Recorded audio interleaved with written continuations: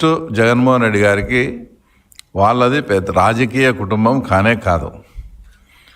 వాళ్ళు చేసే దారుణాలు అకృత్యాలు ఆ కాలంలోనే బ్రిటిష్ వాళ్లకు తొత్తులుగా ఉండి వీళ్ళు చేసే పనులు నచ్చక నా సొంత మండలం సింహాద్రిపురం మండలంలోని బలపనూరులో గ్రామస్తులంతా ఆ గ్రామం నుంచి వెలివేస్తే అప్పుడు అక్కడి నుంచి మైగ్రేటెడ్ అయ్యి పులివెందులకు వచ్చి స్థిరపడినారు. అంటే పులివెందుల టౌన్లో.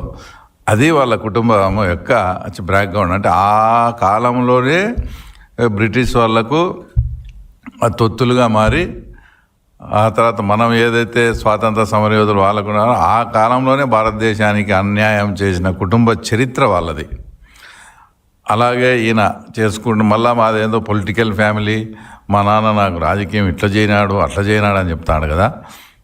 అసలు 1968లో అప్పట్లో పులివెందుల సర్పంచ్కు ఇప్పుడు ఏదైతే ఈయన తాత రాజారెడ్డి అని చెప్పుకుంటాడో వాళ్ళ నాయనమ్మ అంటే రాజారెడ్డి గారి భార్య జయమ్మ అప్పుడు సర్పంచ్ వచ్చేసి డైరెక్ట్ ఎలక్షన్ కాదు, వార్డు మెంబర్స్ ఎలక్ట్ అయ్యి వార్డు మెంబర్స్ కలిపి అందరూ సర్పంచ్ ఎన్నుకునేవాళ్ళు.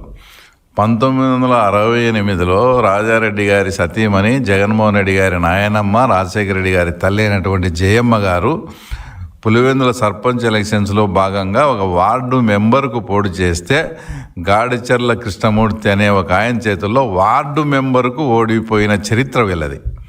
ఈరోజు మా ఫ్యామిలీ అది ఇదని చెప్పుకుంటారు, వార్డు మెంబర్కు ఓడిపోయినారు.